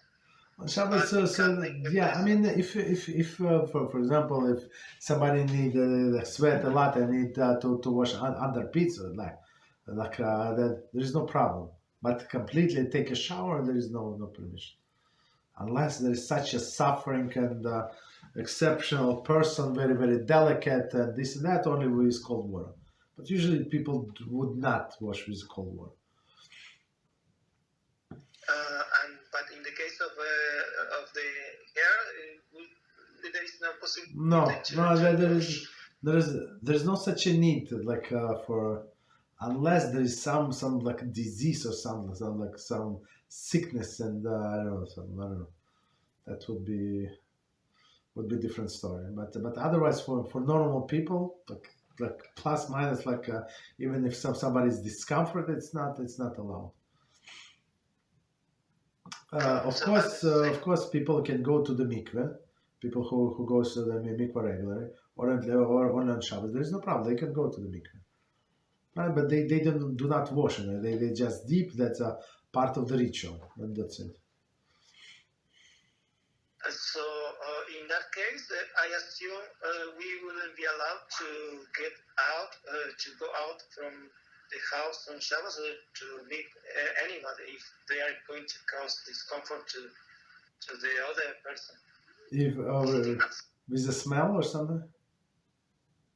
Yeah, because we are putting that hypothetical case of a very hot, humid place that make somebody produce many impurities.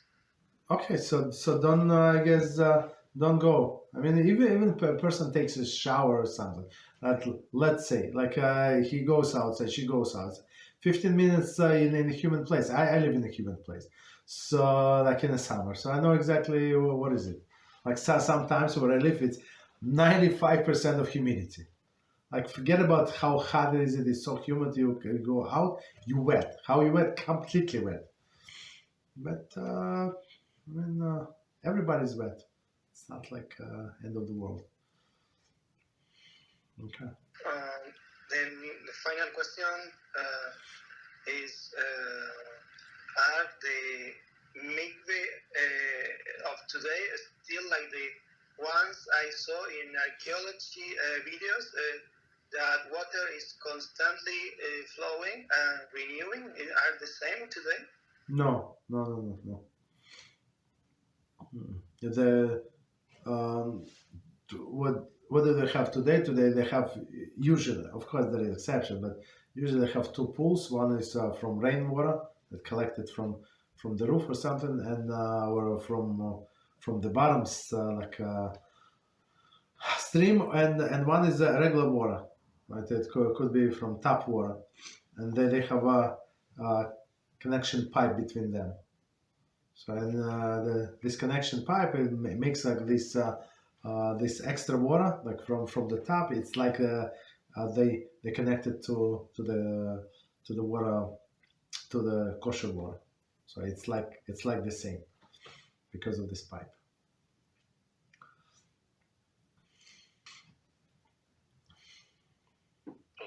Yes. Go ahead. Okay. The next question of work. Are you allowed to add cold water or ice to hot soup to cool it down on Shabbos? Yes. Yeah. There is no problem. So yeah. First of all, soup is already in a second vessel, or sometimes a third vessel, right? Some guys who used to learn with us, so they decided to go their own way. They send me this 10, 15 questions every day. Not every day, but from some time to time. So one of the questions was about ladle, right, that you put. So we said that I'm just going to give you summary since you're present there. So I told the person, look, you want all of this question, if it's like your personal question, I can answer. But if all of this question, just join the class and right, and we're going to answer. So basically the ladle, right? It depends on how you use it. So if you submerge in a soup for a long time, soup, I mean, in a pot where it was cooked in a primary vessel. So this ladle becomes like a primary vessel, right? And when you put in your plate, like you pour the soup in the plate, so your plate is a secondary vessel, right? And secondary vessel. So meaning what? So you cannot put the breadcrumbs or something on top or like on the bottom and then put the soup because it would not be allowed, right? Or matzah or something. So you would be allowed to pour the soup and then add this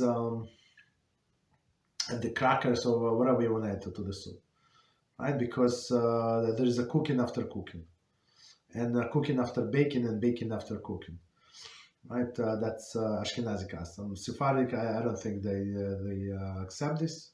They go leniently, but that's what it is. But if you don't like submerge the ladle, you just take soup and then put it on a spoon rest, right, until you get second plate. So the minute that the ladle would cool down between the pouring, right. So then the ladle is a secondary vessel. Klisheni, and the soup plate is soup bowl is going to be klishlishi, the third vessel. So in third vessel, it doesn't matter. You can put breadcrumbs or whatever these croutons or matzah on the bottom, and you can pour soup. There is no problem because it's a tertiary vessel, and you can add water. There is no problem. Because why? Because it's already cold. It's already cold. Okay, what else? Thank you, Rabbi. You're welcome.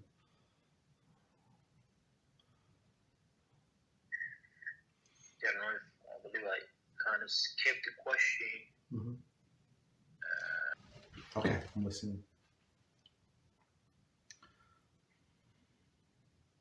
Okay, so it goes, how long does the intention for drinking your beverage last? For example, you say brocha for drinking water and didn't leave the house or say after blessing. Can you then drink more water several hours later without saying blessing? If you leave the house, does this change? So technically, there are a few different cases. So if a person stays in a house, let's say goes to the bathroom from time to time, there is no problem, right? And comes and drinks water and has intention. I'm going to study, right, for 5 hours, and I'm going to drink this water. So all of this water for 5 hours, it's covered, 100%. Not only water. If a person decides to drink in general, for example, or eat some snacks, so like in the same house, it's covered. Don't need to make another blessing. Yes. Going out so outdoors, usually people when they go outdoors they lose their concentration. So that's when the blessing stops, usually.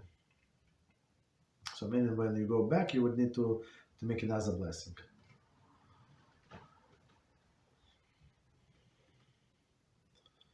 That's a general answer. Yes. You're welcome. Next question. Does a non-married woman who scratches her head need to wash Netilat Yadayim or no? Because her hair is typically not covered. If someone touches a covered area while learning or praying, should they immediately stop to wash their hands? Yes. Okay. So I said yes, but let's start from the beginning. Yes. So if she not married woman, so she's not obligated to cover her hair. So if she just touches her hair, there is no problem. She's not obligated to wash her hair. Only when she scratches the scalp, right? Yes, that's because that's where the sweat is, and we said that the sweat is impurity, right? So in this case, yes, we would need to go and wash our hands. So you must wash our hands only if we are learning or we need to say blessing or we're praying. But if we want to do laundry or take care of some other things, cooking, so you're not obligated to wash your hands. So this impurity only in relations to this holy things, but otherwise you're not obligated. Okay. So this place, this hair of the not married woman is not considered to be like places that are usually covered.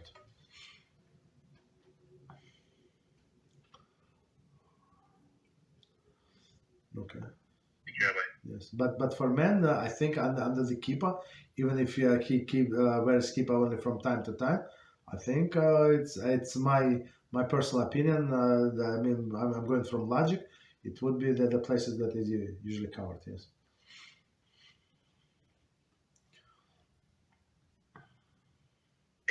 You're welcome. In regards to this, I was wondering, does a person has to wash his hands 3 times if he touches the ground or the floor? No. It does not have this impurity.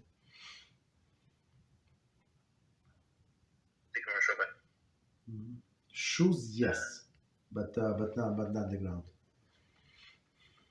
So your hands can be dirty. You do your yard work or something like you're like planting the whatever, like in the hands in the soil. It's not considered to be dirty.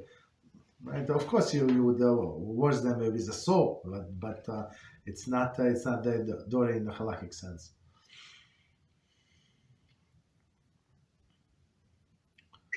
You're welcome. Next question. Should babies have 3 pacifiers according to what they ate? According for what they ate before. Thank you very much. So I was before we continue, I want to go back a little. So I think many people making mistake about washing their hands from this. I mean, spiritually, if after they took a shower, as for that they did not go to the bathroom, they took shower. So after shower, you have to wash your hands. If you plan on saying the blessing, some people like to drink a little after the shower, something. So right. So in this case, you would need to wash your hands because you touched these covered parts. Yes, and I think some people just forget. Just because you took a shower for 50 minutes and you're absolutely clean does not mean that your hands, even though they're clean, you wash, of course, they're clean physically, but spiritually they not clean. Okay, that's the thing. So about the pacifiers again, about 3 pacifiers. Could you say it again, please?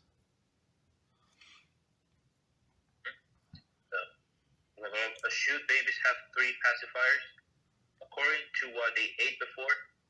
Very much like that. So I mean, it's depend on the baby. If they would not take different style of pacifiers, so you can have 3. Doesn't matter. Whatever makes them calm, basically, whatever works. There's no kind of any restriction. How many?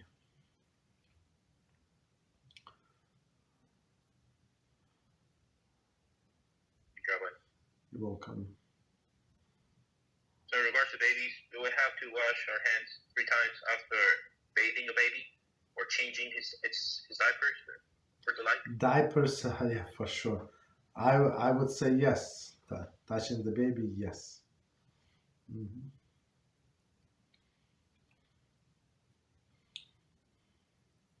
Again, if we're planning to pray or say blessing or study, if we're not, there is no such requirement.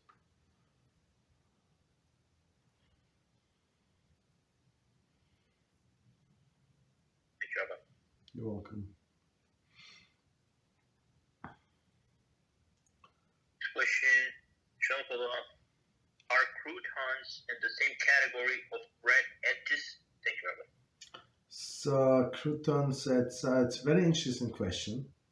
Very, very not easy question. I'm going to explain why. So when you buy these croutons from the store, it's usually not bread. Even they look like bread, and there are two explanations why.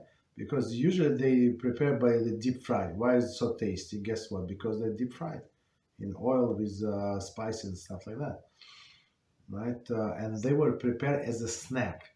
So I mean, not prepared, like designed like as a snack. So nobody would eat the croutons as a meal.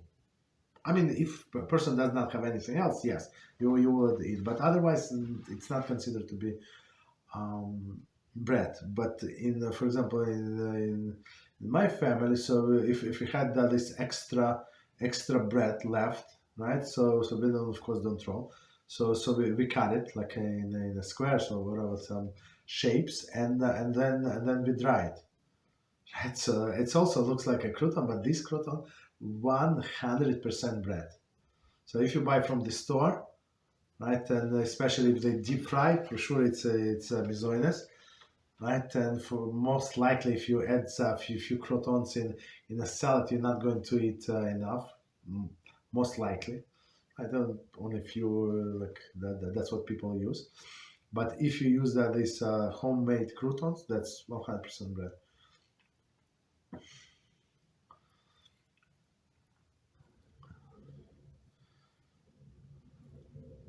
Thank you, Rabbi. You're welcome. So, okay, there's questions that's coming up. Should we go by weight or volume for determining brocha achrona? That's a good question. So the answer is, of course, we have to go by volume, but not many people know, right? Because like volume, what does it mean, volume? It's how much water this thing can displace. That's too much, right? Or if you have like 1 ounce cup, and you can squeeze all of this bread into 1 ounce. So that's the volume. You understand? So that's a very good question. So, but our Chachamim, they knew that that's too much. Nobody's going to do that. So they converted for us this volume into the weight. And that's why they say kizayis is actually 28 grams or like a little less than 1 ounce. Understand? But proper, of course, it's by volume. Right, that's halacha by volume, but we go by weight. And same same is for determinant from what amount of dough you must separate the challah. So it's like they say based on the volume. I think 443, but I could be wrong. Eggs, like how much the water that they're going to displace. If you have a container full of water and you put all of these eggs there, and how much of the water is going to be displaced. That's how they measure. You understand? But of course, for us, like to do this, all of these eggs and measure this water, that's too much. So our sages gave us like a shortcut. They say it must be this and that weight, but all of the parameters are in volume, correct? But we do it in weight. But liquids, yeah, they go in the volume because liquids are easier to measure in volume than in weight.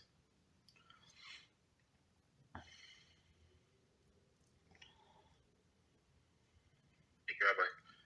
Okay, very good question. What else?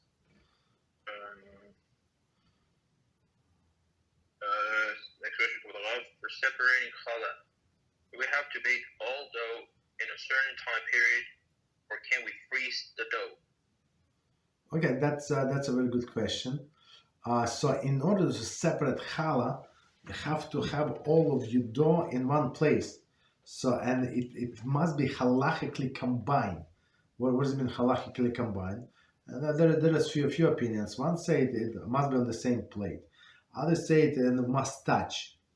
They say the word they use bite into each other. So meaning when you put two different doughs, like one next to another, like it's when you separate, it's like they beat into each other. So one would take a little piece from another, right? So we're actually trying to do all of them if possible, all of these things, right? And then plus we cover. So we put on one board, challah board or plate, it's irrelevant, right? And then you put them next to each other, all of this dough, right? So it's preferably without plastic bags, right? So they can touch each other, and then you cover with a towel that it's going to be according to your all of the opinions, and you say the blessing, you separate, and then you bake wherever you want. There is no problem, right?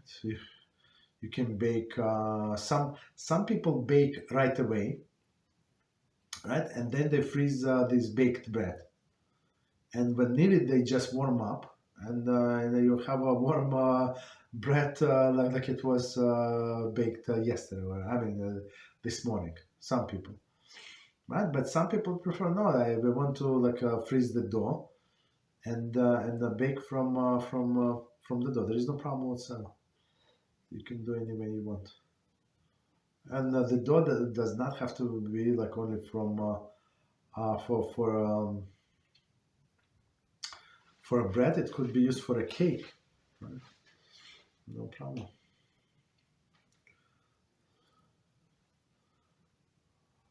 Okay, what else? I mean mix. What I'm trying to say, mix use, like because it's a lot, right? It's you need a lot. So for example, in order to separate with a blessing, you need almost 5 pounds.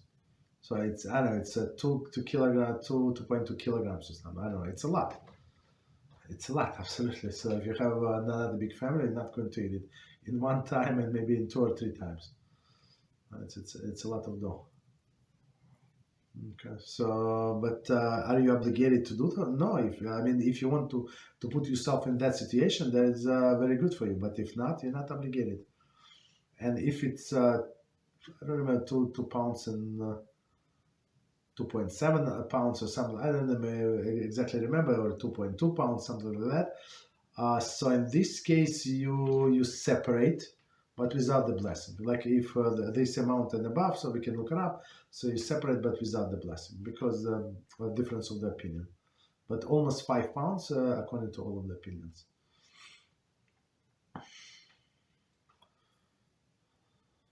Okay. What else? Bye-bye. Yeah, you're welcome. I was wondering, in regards to... no, never mind. So there's another question on the board. It says... Apologies. Let me finish. But when we say almost 5 pounds of flour, not the dough itself. I did not say that. Flour itself without water. Of course, with water you add honey, you add sugar. It's very heavy. No, we're talking about flour. Yeah, go ahead, sir. Go ahead.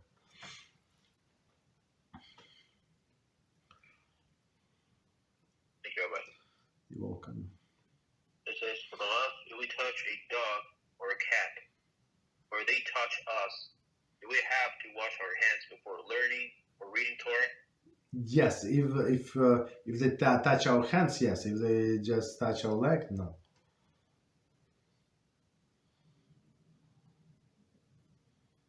And it's very not appropriate to sleep. I mean, somebody just asked me just recently to sleep in one bed with a dog.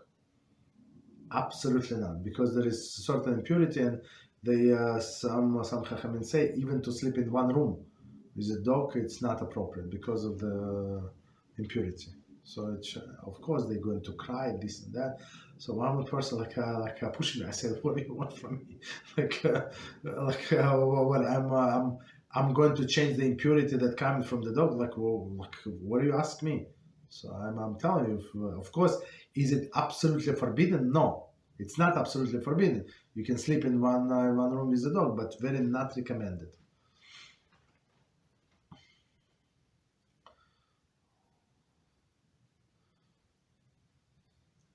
You're welcome. So, here we mentioned this issue of personal hygiene. So I want to have a question in regards to this, but more related to hashkafa. Say we know someone that, for whatever reason, has body odors constantly because of either, I don't know, poor personal hygiene, or for, I don't know, because of health reasons, whatever the case is. And to an extent, people start speaking Lashon Hara against him, making fun of him, so on and so forth. I was wondering, what would be the right approach here, or the right way to approach this person and perhaps let him know about this issue? Usually people, when they have this issue, they're not aware of it. They simply don't, I don't know, people are not aware of their own smell. So I was wondering, what should we do here? Should we talk to the person in a very respectful, polite way, or what should be what has to be done here? I got it. So when I work in my office, I have this certain people from one country, and very smart people, but they would eat this food, the spicy, the smell, and it would come from the body would I don't know, relieve this smell. It was so unbelievable, so bad. I'm not sure, maybe the guy did not take showers as well, but and it's not like fat. Usually fat people, they tend to sweat more, but like a skinny guy. But because of the food, it was like I was suffering a lot. Right? I asked his friend, so maybe you can talk to him, but he said I don't smell the food. I don't smell it. So he made me look like I made it up. I say okay. So if you can talk to this person politely, yeah, we should talk. But first we have to find out, because that's how I found out. So one person who did not smell very good, he has a skin disease, terrible skin disease, and this water is like acid for him. Understand, even cold, even warm, or these soaps. And I mean, when I got close to him, so I held myself back about like rebuking him a few times, but then I start nicely, and how did I start? I start nicely. We were praying in the shul, and in the shul was a doctor. What was it? I forgot what's the name of it? Like a herbal doctor, not a regular medicine, like herbal doctor. So and I went to the doctor. He prescribed some vitamins for this, for that. Okay, no problem. I think whatever he prescribed actually worked for immune system. This and that. Okay, many years ago. Right, so I nicely talked to this guy. I said, these doctors, like I start from the far. I said that this doctor that we have in our show, I think he's very good doctor, and he helped me with this, with that. So maybe maybe he can help you with the skin disease, right? I did not know that he has, but I assume I did not tell that you don't take showers, right? And then he said, yeah, I'd love to go to the doctor because I have this. And when he started telling me what he has, almost like fainted. You understand? So it's good that I never rebuked this person, right? That I talked to him nicely. And we went to the doctor. The doctor said, unfortunately, we can try this, we can try that, but we can try many things. And then nothing that this doctor prescribed to this person worked, just so you know. And I told him, look, I have a connection. We have a connection. So that this doctor is going to give us discount. He did not take insurances. So of course I paid the doctor. So he's going to see you for free, no problem. That's he's such an amazing person, and I paid the doctor and took him very nice, right? So and I tried to resolve the situation. So you have to show that person that you're concerned, because I was so annoyed when he would come to shul and it smells very bad. But then when I heard his situation, and how he suffers, the whole family suffers, and it actually develops later on in his life. I'm not sure how old is he now, maybe in his 40s, I don't know, early 40s, I don't know, plus minus. Right, so, and it developed, actually he got married. So it's not I'm not sure, because of the stress. I have no idea what happened, but later on in life. So, but his holy wife, she still lives with him. You understand? And this guy, despite all the smell, and despite that he cannot change the clothing, new clothing irritates his skin. This guy, this holy tzaddik, has 7 children. Believe it or not, right? So I was very glad that I did it nicely with all of the preparation that I explained about this doctor, and say, doctor, maybe you approach this guy, maybe you ask him to visit you without any charge, because we pray in the same shul, and of course I'm going to pay you whatever you tell me.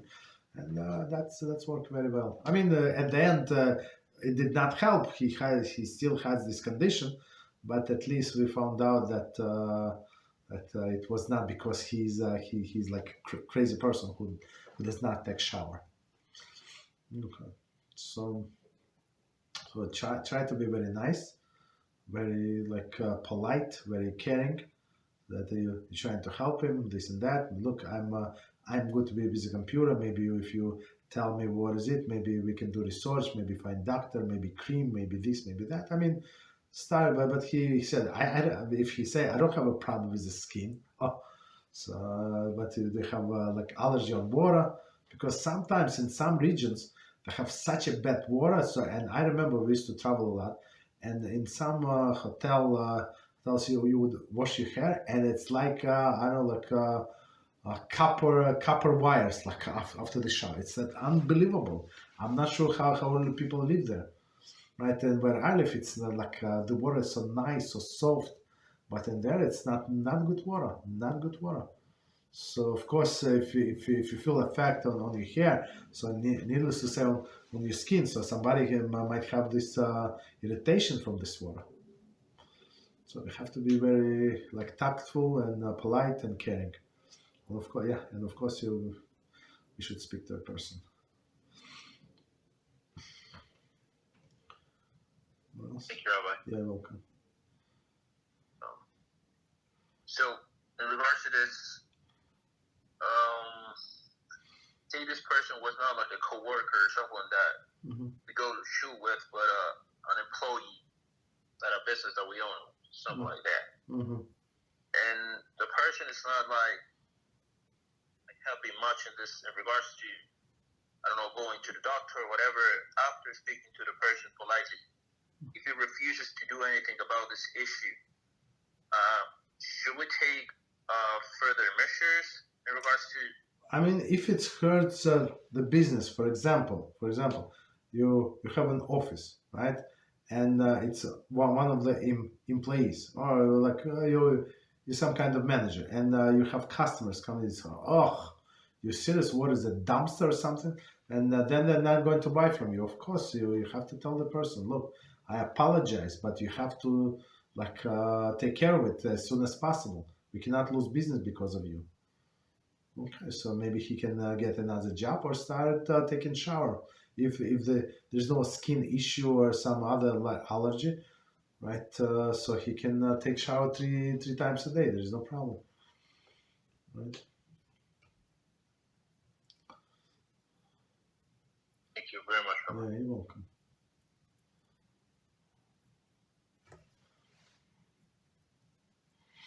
Okay, what else? So there's no more questions on the board. Okay, no problem. So, all right, so thank you very much for learning with us. So let's join us tomorrow. We're going to learn kosher kitchen. We're still on the topic of knives. It's not so easy topic, knives. All right. Good night. Take care.